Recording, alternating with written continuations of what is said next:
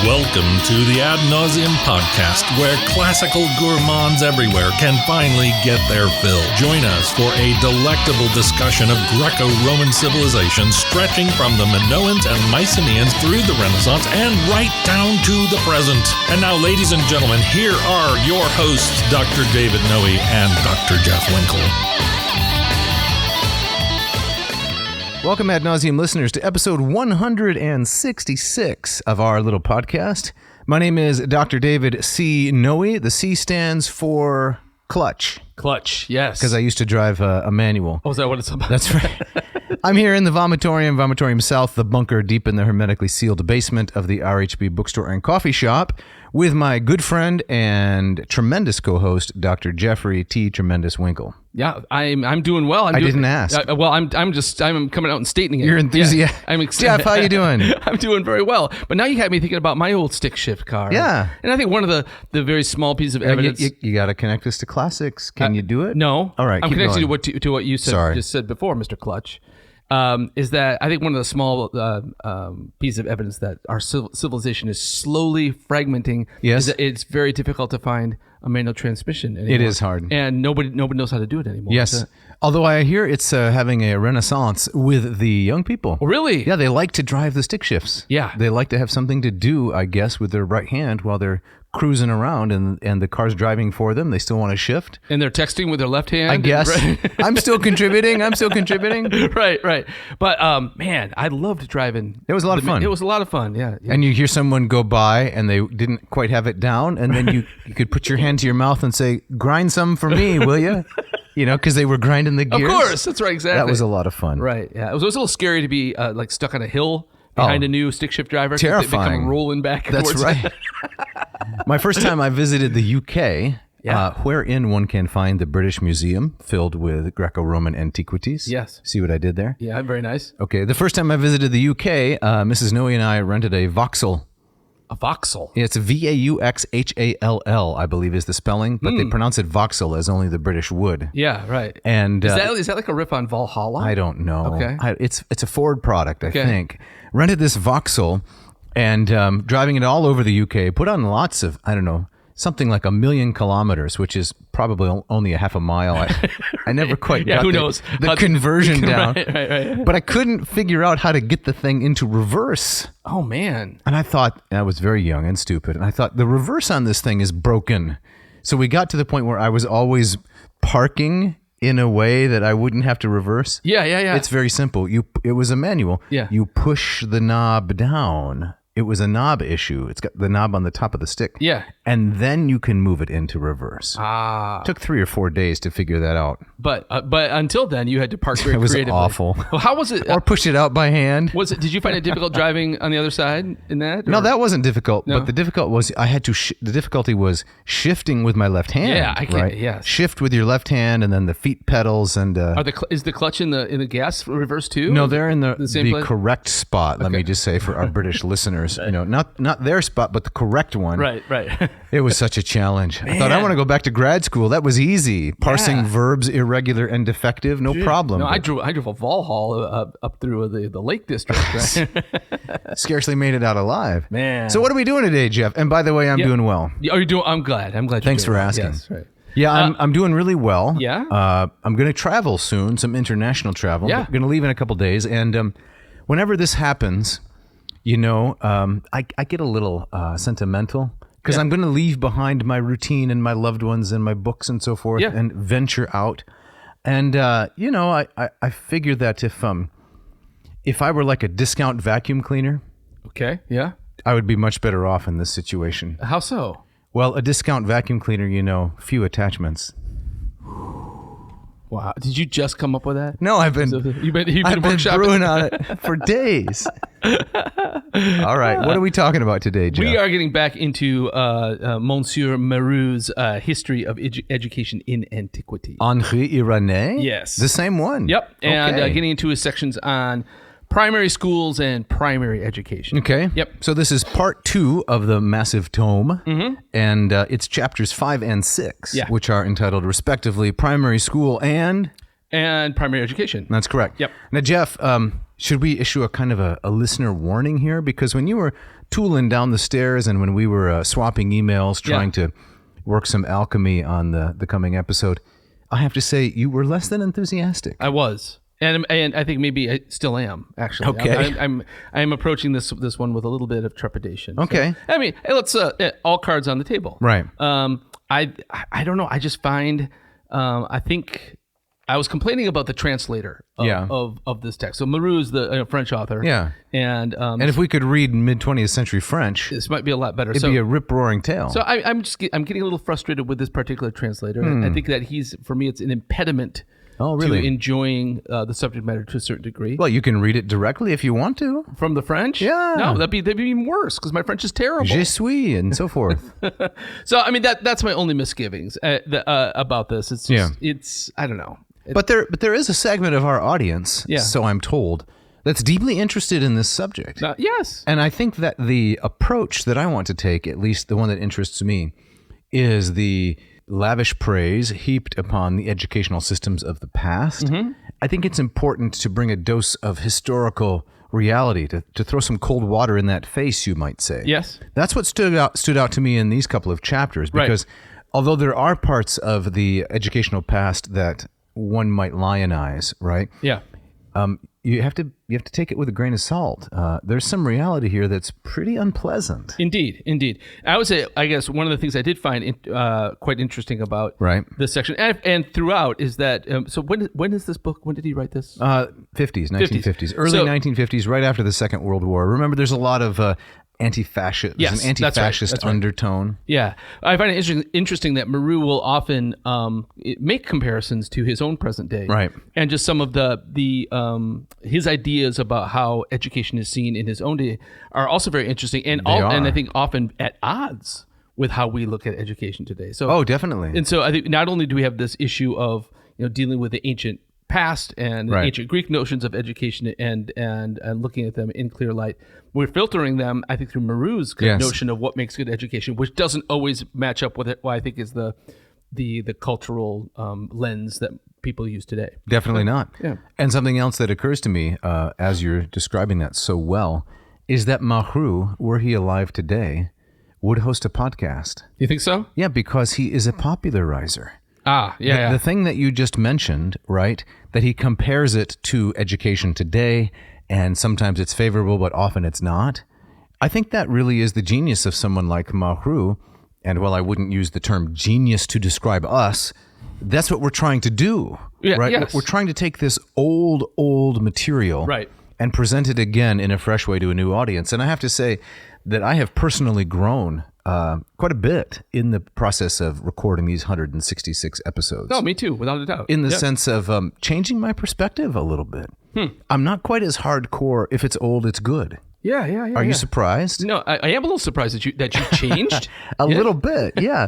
But only in the sense that, look, if it can't be connected to something that matters to people in the present, then perhaps it's of limited appeal. Right. Now, I don't want to throw in the towel altogether.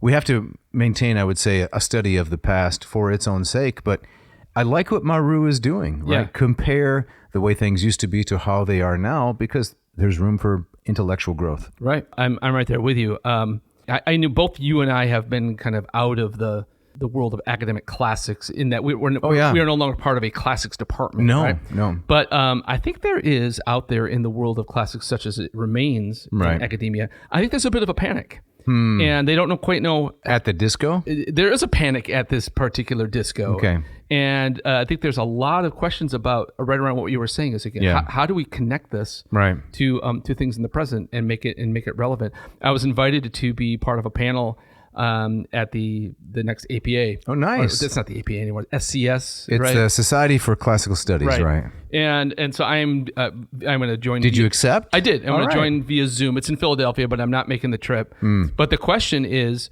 they've gathered people like me, who once were part of departments and are now in kind of more broader, diffuse departments. Like because you're teaching things like comparative religion, film. You've taught some Shakespeare, even. Yeah. Right? Yes. And so a real Renaissance man. It's very broad, but in addition to things like art and archaeology, mythology too. Right. And so the question that this panel is around is well, how do we if that's the way things are going, how do we keep the classics alive? And so I'm on a panel with, I think, a number of other community college professors who or at least have their degrees in the classics, right? Talking about this. I'm looking forward to seeing what Interesting. happens. But I think it's indicative of, I think there's some floundering out there. There is. Yeah. And after you have that experience, when is that event? Is it January? Yeah, early January. We should probably talk about it on the program. Yeah, absolutely. Talk about it. That'd be good. Yeah. I know two answers to that question that are not ways to keep the classics alive. Okay. Yeah, please. And the one would be to try to constantly make them as updated and relevant as possible. Mm-hmm. So constantly using identity politics in classics. So reading Ovid through the lens of feminism and all that. I'm not saying that has no value, but I don't think that it is the key to keeping the classics relevant. In other words, if you focus too narrowly on one aspect of the Metamorphoses, for example, you're going to lose the majority of your audience. Right. And the opposite extreme, I guess, would be to use the classics as a way to bring about a moral renewal of society and culture. Right. And so I guess I would have a criticism of both kind of the left reach toward the classics, which you might describe the first one as, and the rightist reach toward the classics. Right. So part of the answer is just appreciate what it is as the beauty of the artistic expression. Without a doubt. And I think part of that too is I think that you have to keep them alive and to keep them relevant, you have to kind of recognize something of the universal in them. Right? Exactly. And something of the kind of the inherently human in them. Right. So that's what makes them timeless. Exactly. I'm of the opinion that, at many, many levels, human nature just simply does not change. Right. And I think when you do apply some of these kind of more theoretical lenses, you're kind of saying, well, the classics will change every few years when a new idea comes up. There's nothing constant about it, right? And if you remove that foundation, my response is always, well, then why bother? Exactly. Right? Yeah. And that goes along with the instrumentalizing of it, right? Don't try to instrumentalize it, accept it for what it is. Exactly. So that's why we're approaching Marrou, part 2, chapters 5 and 6. Mm-hmm. And I'd like to begin with this quote from page 142. The title of the chapter is The Primary School, right? What we would call the elementary school. Yep. Education proper, says Marrou, paideia, did not begin until the child was 7 and was sent to school. Until then, he was merely brought up, a notre fait, reared at home by women, by his mother in the first place, but chiefly, in all the reasonably well-off families, by his nanny, Trephos, who, according to the purists, was different from the nurse proper, Tithe. Both were usually slaves, but occasionally free women, and the nurse stayed with the family, tenderly regarded by her foster child until she died. Yeah. Isn't that interesting? It's really interesting. It makes the literary reference makes me think of Eurycleia's relationship to Odysseus. Absolutely. Who maintains as an old woman, right? Maintains kind of this motherly concern for him, in her dotage. It's interesting. Nice word. It's interesting that when Odysseus comes back, right, whom does he greet? I mean, he wants to see Laertes and he wants to see Penelope, of course. His mother is gone, Anticlea. But it's Eurymachus, the old man, the swineherd. Eumaeus, sorry. I'm sorry, Eumaeus. Yep. Thank you. And Eurycleia, the nurse, who seem to be the objects of the majority of his non-erotic affection. Yeah, it's really quite striking. Yeah. Mm-hmm. So I mean, as you say, the very first person that Odysseus goes to is Eumaeus. That's right. Not his son, not his wife, not his father. Right. Yeah. Exactly right. So she was a slave, this woman, the Trephos, maybe a free woman, but she stayed in the home until the time of her death. Mm-hmm. So that's an interesting mix of, from contemporary perspective, right, slavery and so forth, obviously not good. Yeah. And yet there's still some genuine affection in that degraded relationship. Right. That continues. Right. And I think it's important to note that when we talk about slavery in terms of what we're talking about here, right? The image I think that often pops people's mind is like the chattel slavery of the American South, right? And this is I'm not defending slavery, obviously, but this is of a different order, right? Yeah. So then the next section, the absence of infant schools. Jeff, did you go to school as an infant? I did not. I think I started preschool when I was 5, maybe. 5, yeah. Kind of a late bloomer. Yeah. Yeah. Did you, were you in school? Oh, I was not in school until I was 5. And then I went to that German school. What? Kindergarten. Oh, yeah, exactly. Right, as we all did back in the day. Right. Did you go to preschool? Absolutely not. No? I got preschooled at home. Okay. Whatever that was, I don't know. Yeah. I primarily remember the little toy with the string and you set the nice arrow on some animal like the rooster. Oh, yeah. Then you pull out the string and it spins around and it gives you what sound the rooster makes. The cow says. Exactly. Right, yeah, I remember that thing too. I mean, I had that mastered, right? By the age of, I could tell you what sound any animal made. Yeah. That was real important to me. Yeah. And I thought, if this is education, send me to Harvard, because... You didn't need to even pull that string. No. Yeah, you knew it all. Yeah, exactly. And of course, you remember the fun part was to see if you could get it to malfunction. Yes, exactly. Do you remember that? Yeah. If you set the arrow halfway between cow and horse, you could get the thing to say, the cow says, and then the horse sound would come out. Exactly. And all kinds of like creepy, cryptid implications. Right? Speaking of creepy and cryptid, Yes. Our friends Mormo, Lamia, Empusa, and Gorgo come up again. Okay, I did enjoy this part. I know you did, because we did an episode on this. It was a Halloweenish did we talk episode. about that? Yeah, we did. It's frightening, things that go bump in the night. You want to read that portion there about Baukalemata? Sure. How the child came into contact with literature? Yes. In these early years, too, he began to learn something about his own culture, talking about the child here. Like any child today, he entered the enchanted world of music by hearing cradle songs, Baukalemata. He came into contact with literature through his nurse's tales, animal stories. There were all Aesop's fables, for instance, tales of witches, terrifying figures, Mormolukea, like Mormo, Lamia, Empusa, or Gorgo. There were all kinds of stories. Insofar as the old traditional religion lasted into the Hellenistic times, this was the age at which myths and legends about the gods and heroes were taught. But there was no effort to systematize all this into a regular course of learning. And I say good. Yeah. Good. Let's let the kids have some fun with their pull string toys and I guess they're terrifying demonic creatures that stalk them. right. Mormo, Lamia, Empusa, and Gorgo. Yeah. Were you taught stories like that as a kid? No. I mean, it was. I'm very grateful to my parents for reading to me a lot when I was very little. I think that was very, very important. Yes, for me too. But it was not systematic. No, not at all. There was a pile of books. It was freewheeling. It was very freewheeling. Right. And at the time, there was no Goodnight Mush, thankfully, so we didn't have to suffer through that. Yeah, but I find it really interesting that that the ancient parents would tell their children stories about these particular creatures. The one with Mormo is. Yeah. I mean, there's the story about before their parents would shut the door to the bedroom, they would say, "Watch out, Mormo bites." Yes. Stay in bed. Stay in bed. Terrifying. And Mormo being a kind of female vampire. Right. Yeah. And they had games and toys, Marrou tells us. Mm-hmm. So those people who say, I'm studying classics, but I'm getting kind of a thin philosophical or literary exposure to classics. Yeah. I've heard that criticism before, along the lines of, tell me how they really lived. This book has it. Yeah. Right? It describes that stuff. For example, the top of 143. Then, as always, the children had rattles, dolls, some of them jointed ones, rocking horses, little carts, cups, and saucers for their dolls' dinner parties, small gardening tools and balls, and especially knuckle bones for games of skill. Dice kinds of things. Right. The Greeks did not look upon this as important. It was called paideia, childishness. The ancients would have laughed their heads off if they could have seen our infant school and kindergarten specialists, Froebel or Signora Montessori, gravely studying the educational value of the most elementary games. Isn't that interesting? That is really interesting. My wife went to a Montessori school. Did she? Up until... that explains a lot. It does. Up until 6th grade, yeah. Okay. Yeah. And then he breaks out Plato on us in the middle of the page there. Yeah. Plato wanted to make children's games an introduction to the professions and even to science. He wanted children to go to school earlier, at the age of 6 instead of 7. Aristotle went 1 better and said 5. Chrysippus went 2 better and said 3.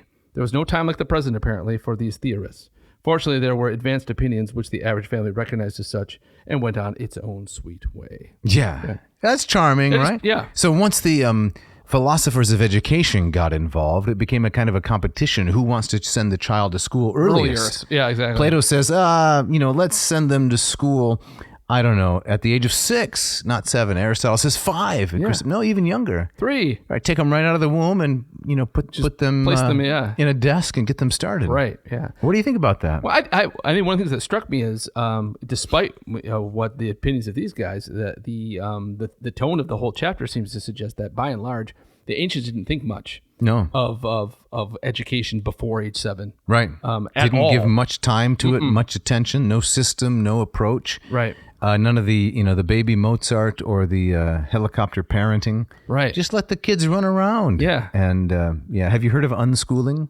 No. Yes. Well, there's public school, there's homeschool, there's private school, there's Catholic school. There's also unschooling. What's unschooling? It's the system, and it's a real thing. Yeah. The child pretty much drives the curriculum. If the child says, I want to learn about X, then you get a pile of books from the library, and the child learns about X for a while until the child gets tired, and then the child moves on to Y. Yeah. It's a real thing. Wow. I mean, in some ways, that sounds a lot like the Montessori theory. Like it's student driven learning. But I guess a kind of unschooling. But I guess personally, I'm more in line with that general tenor. Yes. Here. These theories about. But that's because we're old guys, right? And our kids are out of that stage, and we've been teaching a long time. I suppose. But when I hear these these political debates about finding money for universal preschool, right? And because that's going to give everybody the head start that they need, and it makes You're me a little skeptical. Makes me roll my eyes a little bit. Yeah. Right. Like, because the wealthier counties are still going to have the more high quality paste and Play-Doh, and right. And there's this thing also called one's basic human endowment, right? Yeah. There's only so much that a person can do, no matter what the nurture is. Right. There's this element of nature. Nature, exactly. That applies. Well, what about the pedagogue? This is top of page 144. Yeah. I thought this was really interesting, especially in light of what the Apostle Paul says in Galatians chapter 3. Where he talks about the law of Moses being the pedagogos, the pedagogue that was supposed to lead people to Christ. Yeah. So could you read that portion that begins, "Indeed, the pedagogue"? Yes, I will. Indeed, the pedagogue was entrusted with the actual moral education of the child, as distinct from the technical instruction imparted by the various teachers, to which he often made his own contribution as a kind of monitor, making the child learn his lessons, etc. Thus he carried into Hellenistic middle-class life the part played in the days of the Homeric heroes by the tutor. His importance is reflected in his actual name.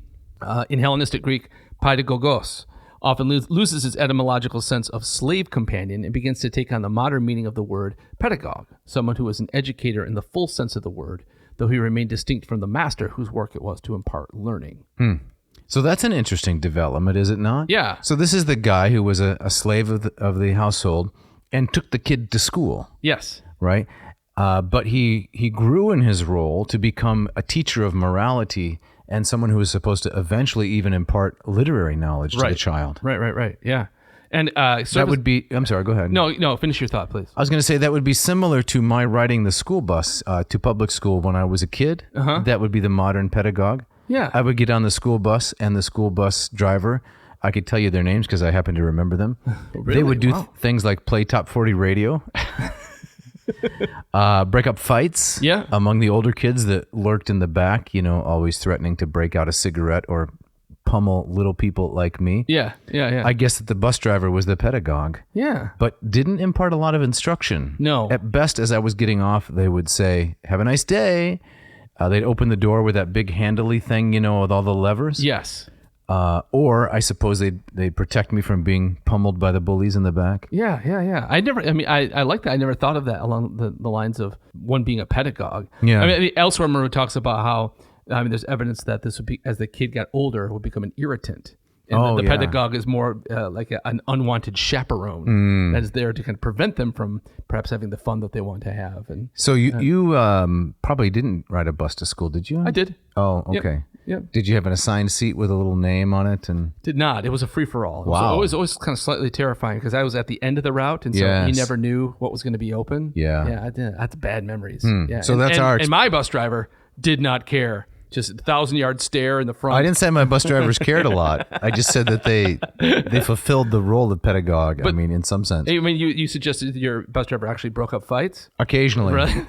That just made our bus driver drive faster. And then the big story was when someone would, challenge the bus driver physically. And then we all got really terrified at that. Man. So the spread of primary schools comes next in the chapter. Yes, it does. The word master, says Marrou, didaskalos, is used without qualification. It is the master who taught reading, who is meant the grammatistes, grammatodidaskalos, and the school, the didaskaleon, is the place where he teaches. Mm-hmm. So this is the teaching of grammar. Yeah. And the Greeks, in typical fashion, spread this pattern all over the Hellenistic world, down even into Egypt. Yes. And had they not done so, we wouldn't have the papyri and such from Fayum, Yes. where we can see some of the early textbooks. What did you think about this portion? Did this grab your attention? It did, in that, if I can digress just a little Please. bit. So last Friday, I went on a field trip with some of my art and archaeology students, and we went to Ann Arbor. Oh, yeah. You went to the, what is the Keller? What is the word? Kelsey Museum there. Which is fantastic. To my fellow Michiganders, I highly recommend it. Yeah. It's free. It's on University of Michigan's campus. It has docents there that are very knowledgeable and very friendly. So I highly recommend it. But the other place we went to was to their papyrology collection. And I've done this a number of times with students, and one of the things they always emphasize is that the vast majority of the papyri that they have on hand there and study is not tomes of Homer or the New Testament, although they have those. A lot of it are these school texts. Yes, and these writing boards for practicing your letters and practicing your syllables, and copying exercises of writing kind of simplified forms of Plato and of Ovid. And my students were really struck by this. I mean, even one of the young ladies said to me, she says, "This really brings it home. It really makes you realize that these were just real people like us." Yeah. Right. And and I think that's often a problem in often teaching the classes. Absolutely. We treat these. We treat these subjects as these elevated, untouchable things because of the great distance. Of course, the great distance. But but in doing so, we kind of lose the human touch. Right. And so, seeing that stuff right in front of you, these papyri were from University of Michigan, dug out of the same desert that not far from Fayum. That's right. Are revealing these very same things. So it's and of course fascinating. Found there because of the very dry climate. Right. The sand preserves the papyri. Exactly. As I was trying to think of an analog for this, my mind went back to grade school and middle school days, and maybe you can relate to this. It's amazing to me what I used to find entertaining or how easy it was at the time because of the dearth of screens and so forth. Yeah. I'm going to sound real curmudgeonly here, but the stuff that entertained us, it's astonishing. My example is you would be issued textbooks at the beginning of the year, right? And in the front, there's a little table, a little chart, and you had to write in your name and then the date, and you could see which kids in the grades above you had the textbook the previous year. Yes. You remember that? Of course. Then you could sort through and see what kind of smart aleck remarks they made on various stuff. But where I'm going with this is that you got to cover your textbooks. Remember that? With those textbook sleeves? Oh, yeah. I did. And I can remember, not having a lot of disposable income, so I would use the paper bag from the grocery store, the Meyer bag, which you cut up with scissors, turn inside out, wrap it around your textbook, and then you could decorate it yourself. Yes. And that was big time fun. That was so exciting. It was, right. Yes, I remember kids doing the same kind of thing, and it was a way to kind of garner some kind of small scale popularity. And personalize it. Yeah, right. But then there were the kids who had the pre-printed, themed kinds of things. Oh, yeah. Camouflage or the Dukes of Hazzard or the X-Men or Barbie or whatever was popular at the time. Yes. I thought, wow, those kids have really arrived because look at how they've wrapped their textbook. Right. I'm using paper bag. Yeah, exactly. And it was kind of the same difference with the kids who brought the lunch in the paper bag and the kids who had kind of the fancy metal lunch boxes. Right. Yeah. I think we've talked about that before, but to me, it's endlessly interesting. Right. With the little thermos on the inside that's thematically matched to the outside of the box. Yeah. Kids have always been the same. And I wonder what these kids did with their Pedagogos and their textbooks. Yeah.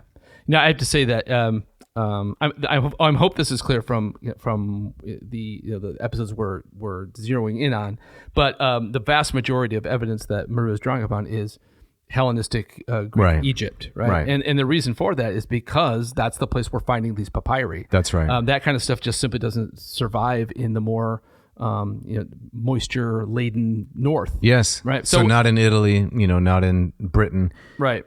So inscriptions, yes. But it isn't the same. But right. So our evidence skews towards Hellenistic Egypt. And I wouldn't say this is a criticism of Marrou, but often he can seem to making some kind of universalizing claims when in fact, the bulk of his evidence is from one narrow place. Yeah. So what about the school building? Yeah. I know someone might think the school building. Do we really want to hear about that? Well, it's a very short paragraph. Yeah, but my school building was made of brick and block and poorly painted, and that gymnasium was huge. And then have you visited your childhood gymnasium? It's been years, and I haven't. It's like a closet now. Just because the scale of things has increased, but I'm larger also. Right. So. Right. Did you ever go back? Did you ever of course. go wander the halls? And a little bit. Yeah. It's I don't know. It's quite unnerving. I keep thinking Mormo or Mpusa is going to jump out because these memories are old now, right? These memories are going on 50 years. Yeah. So. No, I remember going back to my elementary school. It's got to be over 20 years now, but I remember the first thing that struck me is that it smelled exactly the same, right? Yeah. And that just brings all kinds of things flooding back. Right? I find that odors are much more evocative of the memory than other kinds of things. Indeed. You can take you right back there. So what about the school building? Well, it's a short paragraph because I think Marrou admits we don't know a lot. He says we have no very precise information about the kind of buildings that were used as primary schools. As for a long time used to be the case with us, and is still the case in Muslim countries, they probably had any old room, not one specifically or specially designed as a school room. One room was all they needed. Some have said that it was also a waiting room, which the pedagogues use as a kind of common room. So that would be the teacher's lounge. The teacher's lounge, that's where they're playing cards and smoking. At least when I was a kid. And you could never go in there, right? No. Terrifying. Forbidden. What are they doing in there? Right. But this seems doubtful. The pedagogues probably stayed in the schoolroom itself and sat on one side, and as they are represented as even doing on 5th century vases. All right. So there weren't special school buildings. No. So you just needed a place with a roof and have at it. Yeah. But they had a thronos, right? The master had a thronos.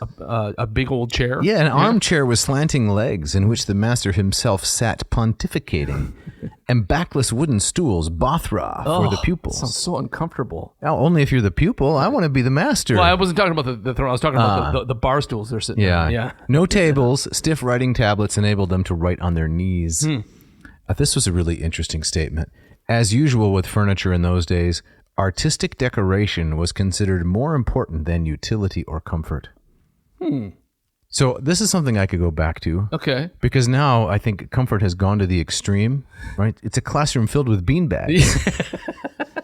Giant beanbags. How are you supposed to get any work done when you're sitting in a beanbag? You can't keep your limbs in their right proportion. Right. So a little bit of artistic decoration, like a hard marble floor. Yeah. Some dental molding, some crown molding, something like that. Yeah. You're in favor of bringing that back? I want it to all look really good. Yes. And I guess comfort is an afterthought for me. Gotcha. Yeah. It says, Marrou continues, our sources of information which have so little to say about the equipment of these schools leave us in no doubt that they were decorated in a way befitting a sanctuary of the muses, with images of these revered goddesses or masks of the kind used in the theater or at Dionysiac feasts hanging on the wall. Yeah. Okay, so a nod towards divine inspiration. Right. Yeah. Right. Do you have any sense or memory of the posters and such that covered the walls of your elementary and middle school and high school? I don't. I remember classrooms? I just remember the hallways being filled with like student artwork. Yeah.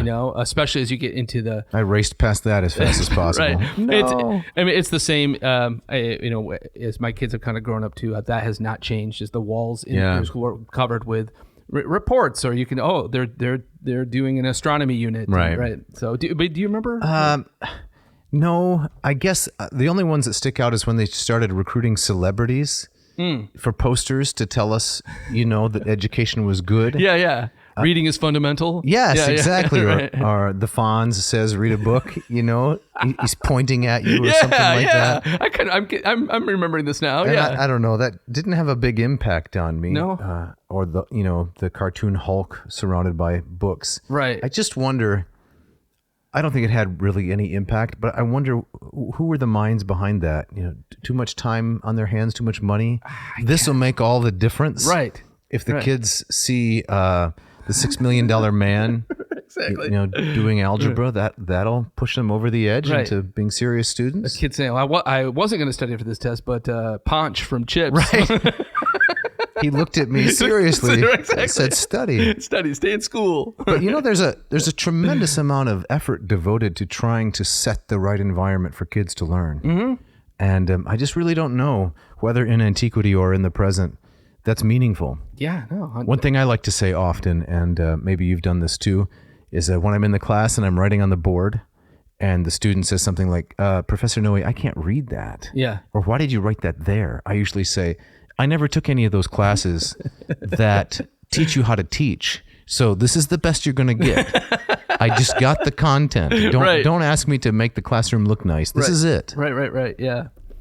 This stuff also kind of brings up for me too is there's endless discussion, as there's always been, about the different ways that boys and girls learn. Right? Yeah.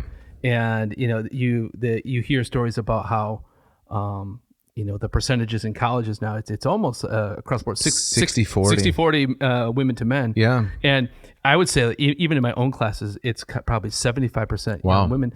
And a lot of people, well, what's going on? Well, boys don't learn well sitting at a desk. That's right? the claim. That's the claim, right? Yeah. There's the they should get some beanbags. Right. Well, I mean, maybe I can see that argument making more sense for like in elementary school, right? Where my youngest son is constantly bursting with energy, right? Mm-hmm. And he hates sitting at a desk for hours at a time. Could he get one of those stand-up desks? Maybe that would be. I don't think it'd make any difference. You don't think so? No, it's being stationary. Yeah. Yes. It's being deprived of the feeling of freedom. Right. I would guess more than it is your particular posture. Right. Yeah.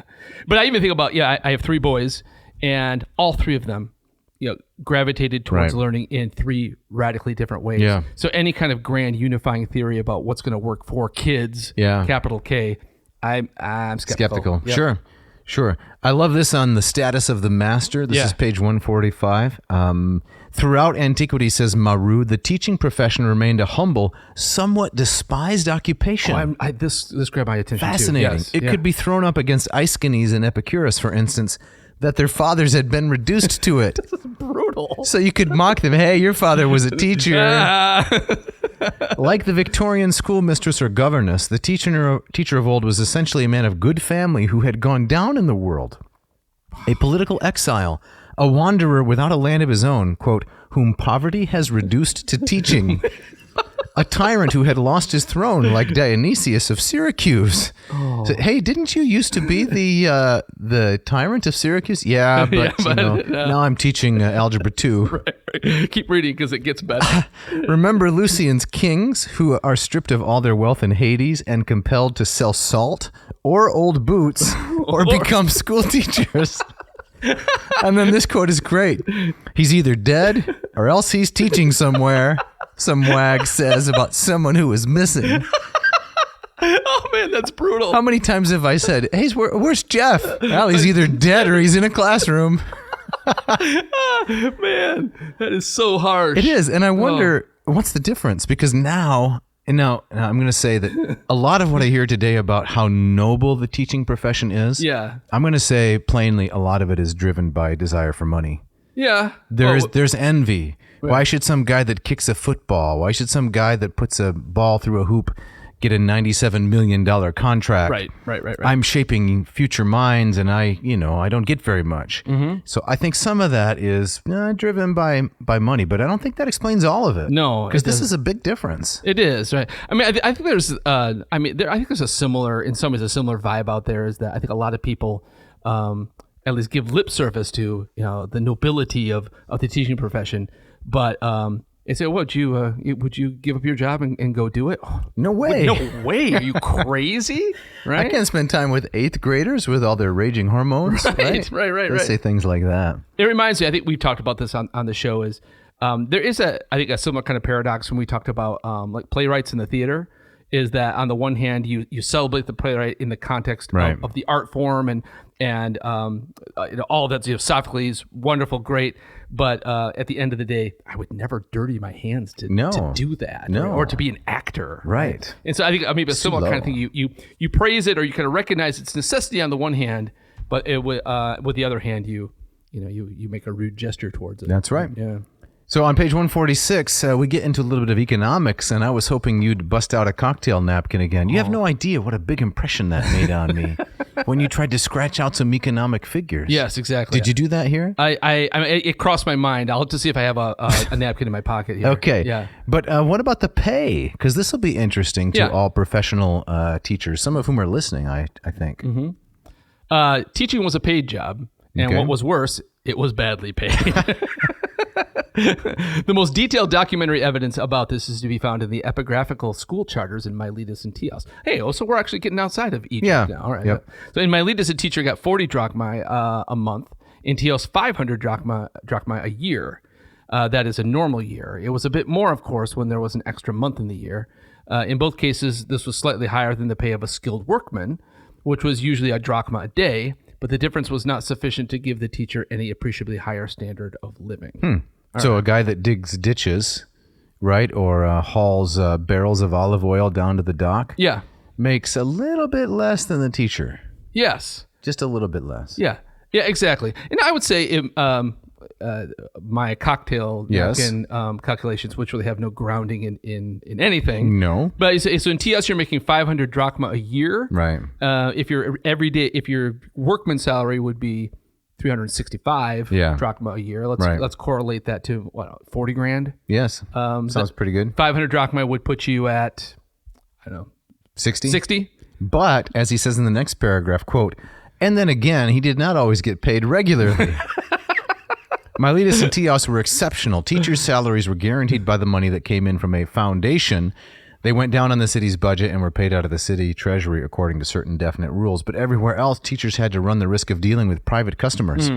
In theory, they were paid at the end of each month, like the municipal teachers in Teos and Miletus. But parents, short of money, sometimes made them wait, and there were always Scrooges, like the one in Theophrastus who tried to economize by keeping his son away from school during the month Antistherion, on the pretext that as holidays took up so much time during that month, there were not enough school days left to warrant the expense.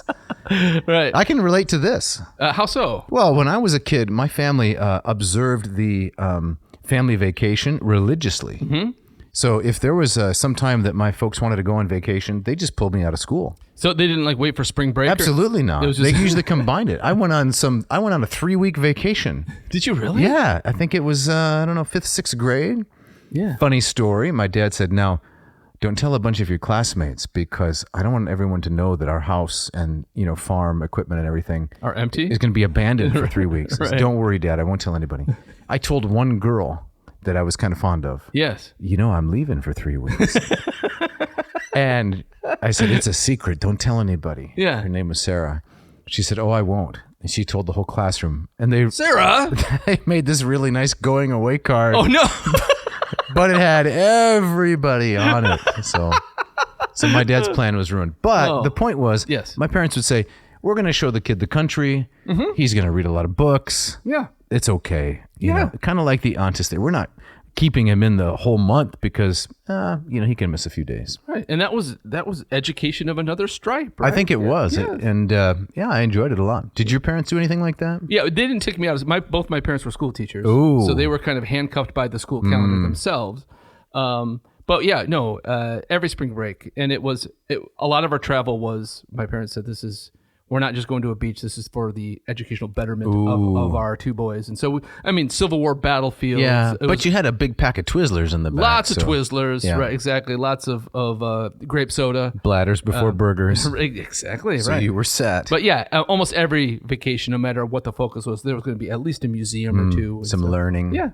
So what about the contempt for the teaching profession? This is another great paragraph. Right here. But the fundamental reason for the contempt in which the teaching profession was held was that it required no special qualifications. Nowhere was it thought necessary for school teachers to undergo professional training, like that given in our modern teachers' training colleges. The school laws in Miletus, which contain so much valuable detail, show how teachers were elected. No qualifications were required, and all that the electors were bound in conscience to do was to choose those most capable of dealing with children. Except for moral assurances about good character and honorable conduct, it seems that no guarantees were demanded. Technically, anyone who could read was considered capable of setting himself up as a teacher. He simply had to remember what he had learned in school. Yeah. All right, so that's part of it. Right? There's virtually no bar to clear to become a teacher. Right? Works for me. Yeah. He says then, but I do not wish to draw too dark a picture. However badly paid they may have been, the teachers in Miletus at least were slightly better off than their colleagues in the gymnasiums, who only got 30 drachmae a month. Okay. And scorned though it was, the profession was so obviously useful that it occasionally received a certain amount of official encouragement. You like the very qualified way in which that's put? Yeah, that's great. Yeah. Well, what's left in this chapter before we go to the break here? We're gonna be talking about the school and education, timetable of classes, school calendar.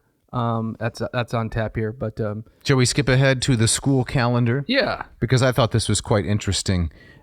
Page 149. Could you read a little bit of this as to how they divided up the school year? Right. So Marrou writes, here, for example, is what might be called the academic calendar for the city of Kos in the middle of the 2nd century BC. Kos, is that an island? I'm blanking. You're thinking of Chios. That's what. Okay, so Kos, middle of the 2nd century BC. It's for the month Artemisian, and includes the following festivals and examinations when apparently classes were suspended. On the 4th, festival in honor of Poseidon. The 5th, Ephebe sports. He talks about that earlier in this book, yes. Right? About like the competitions for the young men, right? So they no classes on those days, like track and field day. That's right. On the 6th, procession in honor of the deceased king Eumenes II of Pergamus. Mm-hmm. On the 7th, festivals at the sanctuaries of Apollo, Kyparissus, and the 12 gods. So right there, 4 days in a row, no school. Then children's sports that same day. Same day, yep. But then you go back for the 8th and the 9th. Mm-hmm. But then the 10th, a festival instituted by Pythocles in honor of Zeus. Oh, yes. And then the 11th, more sports. More sports. Then the 12th. Festival at the Temple of Dionysus. But then 2 days of school, 13 and 14. Mm-hmm. So you'd have time to work on your social studies project. Oh, yeah. Maybe build your Fort Ticonderoga out of popsicle sticks. Your volcano with the vinegar and the baking soda. The baking soda. Yeah. Right. And then maybe, watch a film strip. Exactly. But then on the 15th, another festival at the Temple of Dealing Apollo. But 16, 17, and 18, you're back in school. Right. Yeah. But the 19th, another procession in honor of the Muses. Mm-hmm. So imagine being a citizen of Kos and you're having dinner with your kids that evening. You say, what did you learn today? Sorry, Dad. We had another procession. Another? Right. Didn't you proceed back on the 6th? Yeah, Dad, but it's the 19th. We had to proceed again. Right. Okay. But now there's a stretch. All right. The 20th, 21st, 22nd, 23rd, and 24th. 5 days in a row. So you could read a book of Homer, maybe learn a little geometry in there. Yeah, exactly. But then the 25th. More Ephebe sports. Man, they love their track and field. And 26th. A procession in honor of the reigning king, Attalus II, or 3rd. Yeah, but then 2 more days of school, 27 and 28, and then the end of the month. You get your exams. You get your big exam. So probably the 27th, 28th, you're prepping for the exams, and then you have the exam. So that's very few school days over the course of 30 or so days. Yeah, in the month of Artemision. Yeah. Interesting.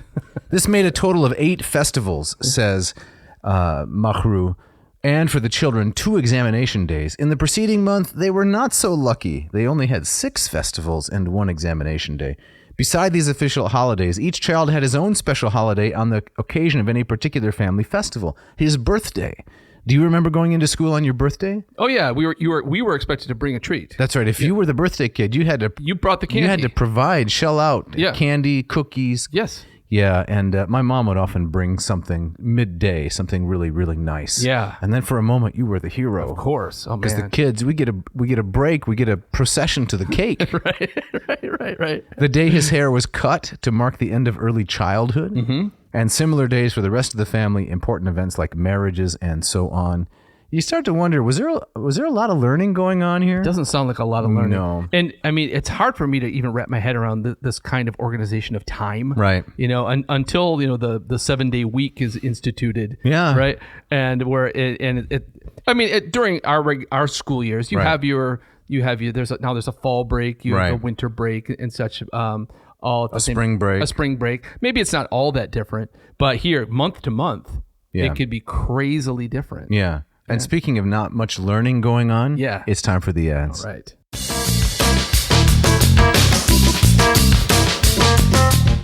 This episode of Ad Nauseam is brought to you by Hackett Publishing. We love these guys. They've been with us from the very beginning. You betcha.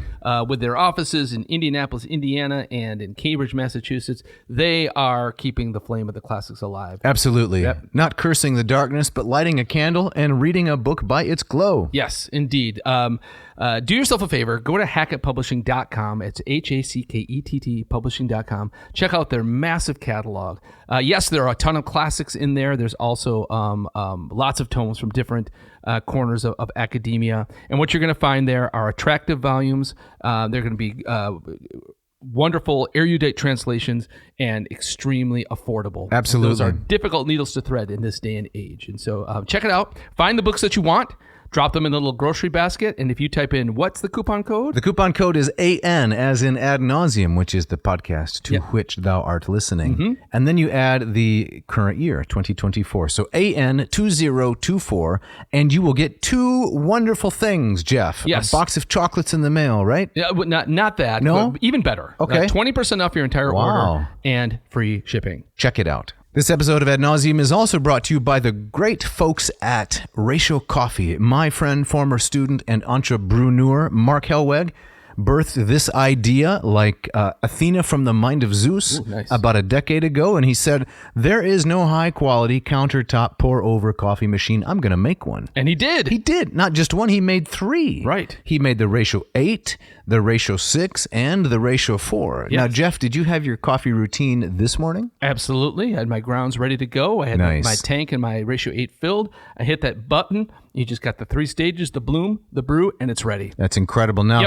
you're brewing on the 8, stainless steel. What kind of accents you got? I got walnut accents. Walnut, nice. Yes, very nice. And so it goes up through the Fibonacci head. Yep. Hot water goes down in, off gases the CO2, making a delicious cup of coffee. Yep. There's none of that BT. No, none of that brackish tang. Ooh, yes. And down into the hulking flagon. Yes, which keeps it warm for hours without the necessity for a scorch pad underneath. Yeah, you could transport plutonium in that if I'm not mistaken. If you wanted to. Yeah, did you serve some to the lovely Mrs. Winkle? Yes, I always bring her a cup in the morning. Nice job. She loves it too. That's a happy marriage based on coffee. Now, I know from what you said to me before the show is that you learned that the Ratio 4 has arrived at your door. The Ratio 4 has arrived at my front door. So I texted one of my kiddos and I said, bring it in, please, because I've been waiting for it. So they did.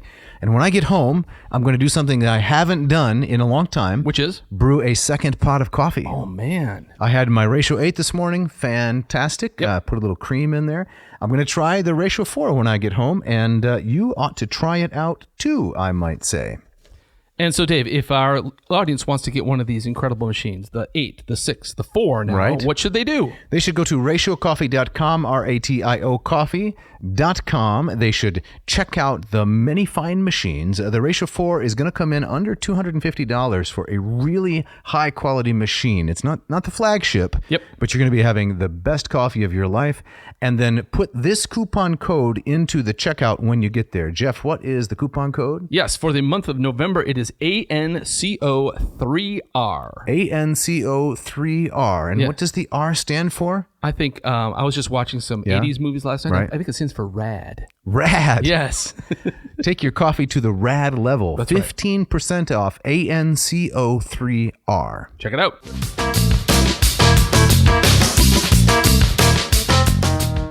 Jeff, as we get back into it now, we are on Chapter 6 of Part 2, Primary Education, and I really have to blame this all on you. Why? Well, because you said, these chapters, they're a little dry, but then when we got into it, it's been so interesting. They're coming alive. All right, so we got to move through this here, and what are we going to look at when it comes to primary education? We're going to talk about the reading lesson, or do you want to dive right into the alphabet? Yeah, well, I think we should get this part about the reading lesson. There was nothing comparable, says Marrou, to our reading by wholes, which I think means sight words. Nor was any effort made to arouse the children's interest by giving him little sentences like, the cat sat on the mat, once he had learned the necessary letters. Hellenistic schools despised such humble exercises.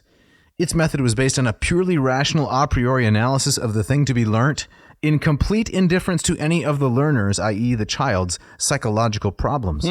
Learning proceeded from the simple to the complex, from the part to the whole. So if I'm understanding this rightly, Jeff, the way that reading was taught to children was there were no props, there were no supports, there were no colored drawings. No. It was just, here's what a letter is, here's a syllable, here's a word, now figure it out. Right. That was it. Just toss the kid into the deep end. Exactly. Yeah, it sounds brutal. Yes. Now, Marrou says that, as I think would be expected, that children's reading and writing would begin with learning the alphabet, right? So what does Marrou have to say about this? Well, he says they learned the 24 letters one after another, not as we do by their sounds, but by their names, alpha, beta, gamma, delta, etc., and apparently without knowing what they looked like. It's interesting. Yeah. Did you have above your elementary school chalkboard, A stands for achu, B stands for book? Absolutely. That kind of stuff. Yep. That was fascinating as a child. Yep. But they were soon given a written alphabet, says Marrou, with capital letters arranged in columns, and this they would recite or probably chant in chorus. Yes. From the 5th century, 4 lines of verse were used containing the whole of the alphabet. It goes like this. Est alphabet de gamma delta te te kai. Zete te thete iota kappa lambda mu. Nuxe ta u pe chro ta sigma tau ta hu. Paran te fe te he te to pse ace ta o. And that's it. Yeah. I have to imagine they had probably a little bit of a little tune to go with it. Yeah, I think. Kind of like our alphabet song. You think they could march around the room maybe and proceed? And so perhaps I think the answer from Marrou is no way. No way? Well, that would make it easier for the kids. I suppose. We're not interested in that. Unless they were preparing for some procession that was on the next day. On the way to Apollo. Right. You want to read that next part there? Yes. Thorough work. No wonder they were proud and thankful when they knew their letters, quote unquote, grammatica gignoskein. And no wonder a kind of religious awe surrounded these first elements, stochea. The letters of the alphabet, it must be remembered, were used as figures and musical notes as well. Yeah. As samples of this religious awe, the historian will note with interest the strange belief that the letters of the alphabet were symbolic of the cosmic elements. The 7 vowels being associated with the 7 notes of the scale, and the 7 angels presiding over the 7. Where's he going with this? Where this? Come on! Kind of just drops this out of nowhere. No, it's numerology. Yeah. You know there are 7 notes, right? It's middle C, C, D, E, F, G, B, A, and then C starts over. Yeah. It's no coincidence, Winkle. But what about the sharps and flats? There's way more than 7 notes. What about Jeffrey Tubin and Freemasonry, right? Was that Tubin? That was Tubin. He with the Patty Hearst. But, oh, sorry. Yeah. You got the 7 vowels. Yeah. Alpha, epsilon, eta, iota, omicron, upsilon, omega, and there just happen to be 7 notes in the scale. And there just happen to be 7 planets. Yeah. Coincidence? Yeah. Yes, absolutely a coincidence. I don't think so. They were thus used to make charms and amulets. For since they had the marvelous power to reveal a man's thought, they must be full of a mysterious magic potency. Now, speaking of this, yes, at the papyrology collection at University of Michigan, the director showed us this small little amulet of a folded up papyri that was filled with a kind of just what appeared to be a random combination of vowel sounds. Yeah, so that's indicative of the very thing that he's talking about. Yeah. So you don't think vowel sounds can ward off evil spirits? I don't, but a lot of people apparently did back then. Why is it then when you encounter something really frightening, you let forth with a burst of vocalic sounds, not typically consonants? Ah! Exactly. or when you're really interested, like, ooh. I hear no consonants in there. Maybe there's something Obviously. here. So let's go on to syllables. All right.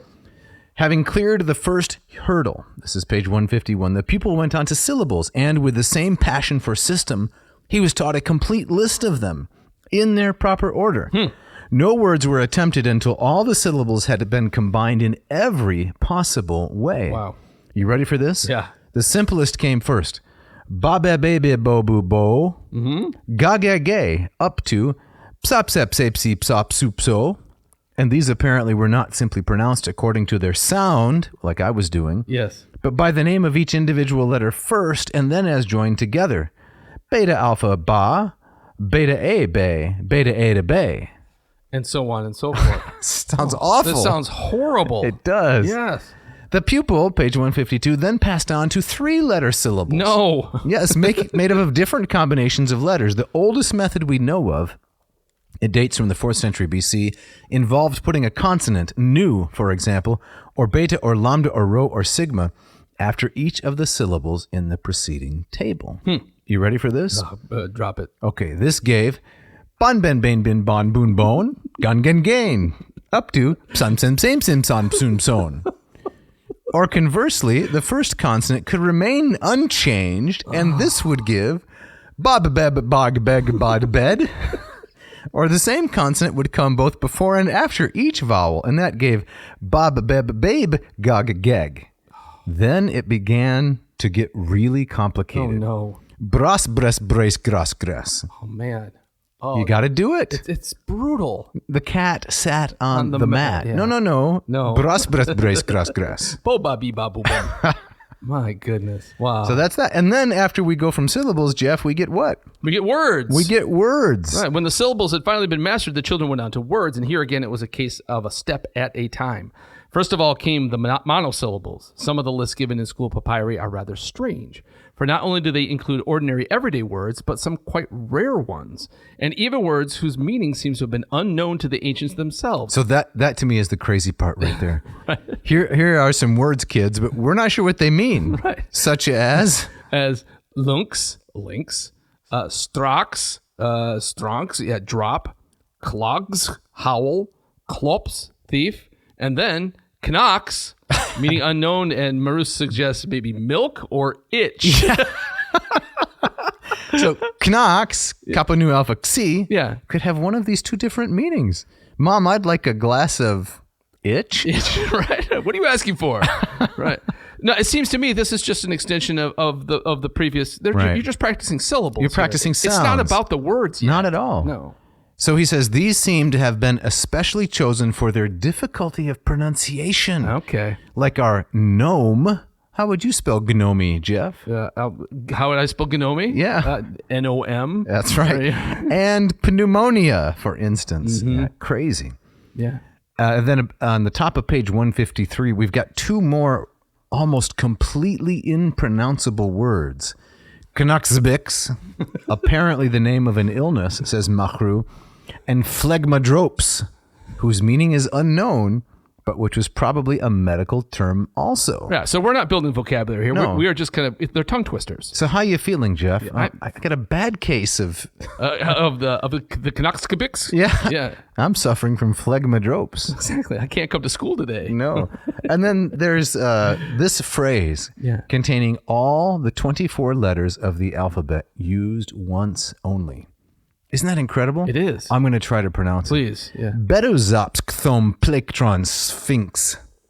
Man, and this is gibberish? It's gibberish. Yeah, but it reminds me of, the quick brown fox jumped over the lazy dog. So to learning to type. To learning type to type and testing your keyboard, right. But every kid had to learn how to say this, Yes. which is crazy. Wow. Yeah. According to Quintilian, the technical term for such gibberish was chalanoi, bridles of the tongue, or muzzles. Children were trained to say them as quickly as possible because they were supposed to help pronunciation and eventually get rid of any faults of speech. Yeah. So I guess it's to help you articulate really well. Right. And maybe even for persons who had speech impediments. Yeah. I can't imagine what it would be like if you had a speech impediment and being forced to do this. It must have been really miserable. Yeah. Marrou goes on, I think it's still coming up, is he talks about how even for those who could read, most reading was done out loud. Exactly. Right. So I think probably there was much more of a premium on pronunciation than perhaps we would give it today. That's right. So then once you've got syllables, words, it's on to texts and anthologies. And I just want to read a little bit here. Mm-hmm. This is page 153. Apart from the matter of the syllables, there seems to have been no effort to grade these exercises, meaning, go from easier to harder.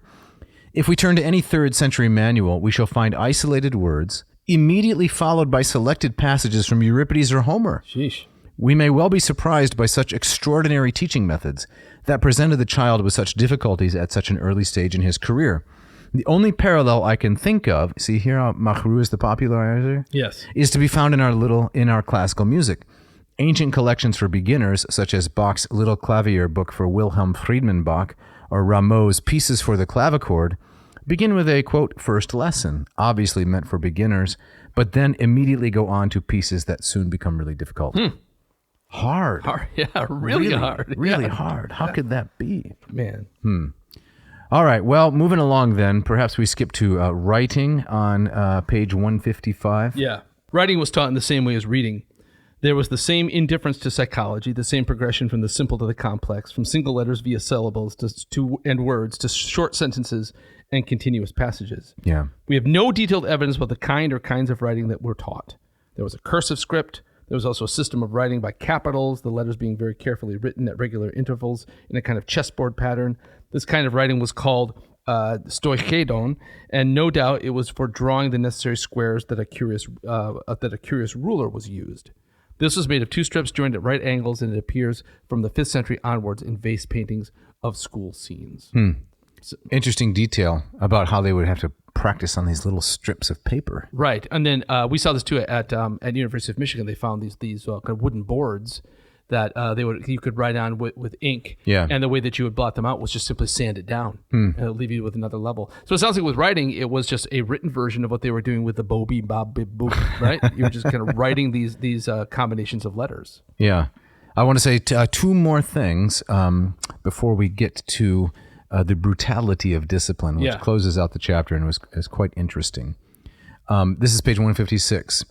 After the letters came the syllables, judging by the clumsy, childish way in which lists of syllables have been found copied out. Then came single words. The master would draw initials in alphabetical order on an ostraca, that's a potsherd, and the child would add the rest of the word, racking his brains to find nouns or other words ending in us. So if it's us, then he has to come up with pus, foot, chromaius, the Romans, saphus, wise people, taurus, bulls, and huius, sons. So that's how they would add words to their vocabulary. Yeah. And so there seems to be a little bit of reason to that in terms of the sound. Yeah. The sound comparison. Right. And then just the repetition, Yeah. just to beat it into your skull. Can you tell me, Jeff, page 157, this was fascinating and more than a little confusing for someone who's not especially gifted with numeracy like myself. Yes. I mean, you got your cocktail napkins, but the part that starts at the elementary school too, I imagine? Yes, at the elementary school too, I imagine. The child learned to count on his fingers. This was something very different from what we mean by that expression. It was a real art with strict rules which enabled the 2 hands to indicate any whole number from 1 to 1 million. The last 3 fingers of the left hand indicated the numbers 1 to 9, according to the extent that they were bent towards the palm. Tens were indicated by the relative positions of the thumb and first finger of the same hand, and the right hand was used in the same way. First finger and thumb, last 3 fingers, to indicate hundreds and thousands. Tens and hundreds of thousands were indicated by the position of the left or right hand in relation to the chest, navel, or thigh bone. A million was indicated by the 2 hands locked together. It's incredible. It's incredible. Had you ever heard this? No, I mean, I can't picture it. I was trying to pantomime I saw that over there. Here, and I got stuck at 637,459. That's where you gave up? I thought I might get to 1 million, but the chest, the navel, and the thigh bone, depending on which hand, and then the position, like the 3 fingers versus the other 2. I thought, how can I thought I was an educated person. Yeah. Never have heard of this. No, or have the ability to replicate it. This is crazy. And it's really impressive. It is. Yeah. Could you read the rest of that, Jeff? Yes. Yeah. We have quite forgotten the system nowadays, but it had an immense vogue in the West, even in the schools of medieval times, and is still employed in the Muslim East today. Known to have been in everyday use in the Mediterranean world from the time of the early Roman Empire, it may have first appeared much earlier in the last centuries before Christ. Yeah, this is brand new to me. Fascinating. Really interesting. Fascinating. In the last portion of this chapter, brutality of discipline, yes. A page and a half. So he begins by saying on 158, Plato, it will be remembered, maintained that a child was old enough to learn to read when it was 4. But Hellenistic teaching seems to have lagged behind somewhat. In AD 234, it was still not extraordinary for a 9-year-old child to be incapable of writing his name. One such was no mere country bumpkin. Hold on, Marrou. For at the age of 40, he was comarch of the district. We come across children of 10 or 13 in 265 AD who are said to be still learning their letters. This seems to show the psychological defects of the methods employed. He goes on, as in the schools in the ancient East, teaching remained rudimentary. Teachers had no idea how to make learning easy for their pupils except by spoon-feeding them in the way that modern educationists detest. Tradition having decided what was to be taught, we have already seen how. The teacher's job was simply to go on repeating the same thing over and over again until the child saw the light. To deal with what he deemed to be insubordination, he had one method to fall back on, and he never failed to make use of it: corporal punishment. Yeah. So beat the kid. Yeah, you know George Orwell? I do. Right, his very famous work, 1984. He hated the study of the classics, and I'm going to paraphrase here. I didn't look up the exact quote, but he said, I doubt whether the classical languages can ever be taught without corporal punishment. Really? Because that's what he received in the British school system. Yes. Didn't learn his Latin, didn't learn his Greek. He got whooped. Got whooped, yes. And consistently. Yes. Marrou continues, apart from fear, the only psychological motive for learning was emulation, which, as I have already attempted to explain, was a potent influence on the Greek soul. But curiously enough, of all the competitions that Hellenistic cities and their wealthy benefactors so richly endowed, very few were open to primary school pupils. Another sign of the low esteem in which these schools were held. So, a completely competitive environment, but not for the littlest kids and not in education. No. Which I don't know if they thought that was a mercy to the kids or they just didn't care. My sense of it is more B than A. Yeah. I think so. Yeah. You want to read about how Rondus drew up his sketch of a school in Koksalos? Sure. Marrou writes, here's how Rondus draws up his sketch of a school. Koksalos is a lazy little boy who has played truant, so his mother takes him to his master Lampsacus to be punished. The poet's realistic talent leaves us in no doubt as to what happened in cases like this. The culprit is hoisted onto the back of one of his schoolfellows, and the master himself comes in. Where is my hard leather strap, the bullock's tail I used to beat rebellious boys? Give it to me before I lose my temper. And Koksalos cries out, Oh no, Lampsacus, by the muses and the life of your daughter, Cutis, please don't use the hard strap. Beat me with the other one instead. Yikes. Tough. Very tough. Tough slogging. Yep. He continues, education and corporal punishment appeared as inseparable to a Hellenistic Greek as they had to a Jewish or an Egyptian scribe in the time of the pharaohs.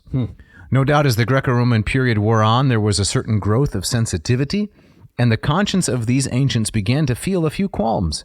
Chrysippus is said not to have disapproved of corporal punishment, which is proof at least that he regarded it as a problem, or that it was regarded as a problem by the people around him. And I think we should end the portion here. Under the empire, the Romans began to lose some of their original severity and show a desire for less brutal teaching methods, giving children little presents, such as cakes, as a reward for their efforts. But any progress that was made was moral rather than educational. It was the inhumanity, not the inefficiency of Orbilianism that was criticized, and there was thus little change in the actual teaching. So Orbilius is the famous, as you no doubt know, the famous tutor of Horace. Yeah. And Horace complains about how Orbilius was full of whips. Yes. Something like plagis plenosis, I think is the term. So none of the schools of antiquity ever shared our illusions about teaching without tears. They had their own motto: no progress without painful effort. Meta lupes garhe mathesis. No pain, no gain. No pain, no gain. Yeah. Even in teaching. Yes. That seems like a good place to end. Yeah. You know, it reminds me of the famous Pink Floyd song, We Don't Need No... Another Brick in the Wall? Yeah. Which is... Pink Floyd is a rock band, right? Yes, right. Why are you looking at me that way? We don't need no education. You know what I'm talking about. I don't know the song. You don't... I'm not a Pink Floyder. You don't have to be a Pink Floyder to know. Good, because I'm not going to be. Okay, well, the song is a complaint about the brutal corporal punishment in the British boarding schools. Whoa. Yes. Okay. Yes. So is there someone trying to get into the Vomitorium, Jeff? Yes. What is this? It's the UUE. Yeah, the Union of Ungame Enthusiasts. Wow. Who's enthusiastic about the Ungame? Hopefully no one. You ever played the Ungame? I remember it was in the house. I don't think our family ever really played it, though. It's unfun. It sounds unfun. It includes such questions about as describe the most unpleasant job you'd ever had to do. Okay, and so I take it that the person who describes the most unpleasant job wins this game? No, there's no winning. You get more points? There's no points. There's no points? You take a little token. Yes. One of those tiny little, I guess it's like an inverted golf tee. Yes. And they're in different colors. Okay. A nubbin of an inverted golf tee. Yeah. Nothing sharp and dangerous and interesting. And you march it around all these little squares, rolling dice. And you don't go to places like, I don't know, Candy Cane Forest and Gumdrop Mountain. You know, nothing like that? You go to places like... Share Your Feelings Land? Yeah. Shack of Depression. Apathy Dock. Oh my gosh. It's true. Oh, this sounds horrible. Share something that no one knows about you under personal. Share your feelings about financial security. Tell about a family tradition that you enjoy. Describe an ideal vacation. Yeah. So that's the Ungame, and those folks, they're trying to get into the Vomitorium to record their own Unpodcast. They want to get down here and not play this game. That's correct. That's correct. So we got to get out of here. We do. Right. But before we do, we need to thank some people. Jeff, whom ought we thank? Mishka, of course, our wonderful, intrepid engineer who puts this all together so nicely and so quickly. And Dave, how about these musicians? We got Scott Van Zen. We got screaming guitar, a little bit of Eddie Van Halen, a little bit of Stevie Ray Vaughan. Yep. Yeah, fantastic. Ken Tamplin, too. Yeah, giving us the bumper music, composing the music, playing the bass, the intro and the outro. Very grateful for these guys and their generosity to share this music with us. Indeed, yes. Dave, how about if people want to get in touch with us? They should write to Jeff at adnauseum.com. Do not forget the V in ad nauseum. Yep. And to write to Dave, they can write to Dave at adnauseum.com. Again, do not forget that V. We've gotten some good correspondence. We have just about given away all of our spare copies of the Stanley Lombardo version of Ovid's Metamorphoses. Fantastic. So look for those in the mail. We would really love to hear from you. We want to know that people out there are taking in the classics. And keeping them down. Exactly. Mm-hmm. And Jeff, would you like to talk about your Moss method for Greek instruction? No, I think I'm going to leave that to you because it's your method. Okay. Yes. Mossmethod.com takes you from... neophyte to erudite. Exactly. And if you don't want to go with bun bin bin bun bing bong bong, you can study with me instead, and I'll teach you the alphabet. I guarantee it will be much less painful and no corporal punishment, much less painful than how they learned Greek in Antiquity. Excellent. Also, yes. No long lists of rules to memorize and then forget. Yeah. Instead, you can read actual Aesop and Herodotus and Thucydides adapted for your level graduated. There may be better programs out there. There may be better teachers. I'm not qualified to say. I am extremely confident there is not a better value. Excellent. They can find this by going to mossmethod.com. That's correct, mossmethod.com. And I have a Latin program, latinperdiem.com/LLPSI. Hans Orberg's book, Lingua Latina per se illustrata, Latin teaches itself. Again, I'm going to say the same thing. There's no reason not to learn Greek or Latin if you want to. My programs are self-paced, expert accessible, and I would like to say affordable. So please check them out. Excellent. And Dave, a little hiatus for us, I believe. Yeah, we're going to have a couple weeks off. You're going out of the country. That's correct. Yep. We're not going to be able to... I'm sorry? I'm eager to hear about your adventures. Yeah. We're not going to be able to record again until early December, so we would just like to say to the listener, thank you for listening, yes. And you can check out some of the back catalog, the What's a Motto You, and the What's a Motto You 2, that's a favorite one, Cranks for the Memories. Yes. Got a lot of those out there, so maybe spend some time in the catalog. Yeah. And so, Jeff, not the next week episode, but episode 167, what are we thinking? I think we got some time. We got a little bit of time off to ponder that. All I want is a couple days off, right? In the words of Huey Lewis. Indeed, yeah. So okay. I think we'll keep that. That TBD. Yep. Keep it under the lid. And I believe you have our gustatory parting shot today. Yes, I do. This comes from the inimitable Benjamin Franklin, and I'd like to hear your thoughts on this. Sure. Franklin says, "The discovery of a wine is of greater moment than the discovery of a constellation. The universe is too full of stars." So that part, the wine part, I don't know. I'm not a big wine discoverer. Nor am I. Not much of an oinophile, although I like a glass from time to time. But it was this part that stuck with me. Yeah. The universe is too full of stars. There's too many of them up there? He's complaining. Get all these stars out of my vision. I guess so. I guess there wasn't that much light pollution in colonial Philadelphia. So you'd think he'd be able to see a lot of things, but he doesn't want so many stars. Apparently. He just wants another glass of wine? I guess so. All right, Ben. All right. Thanks for listening.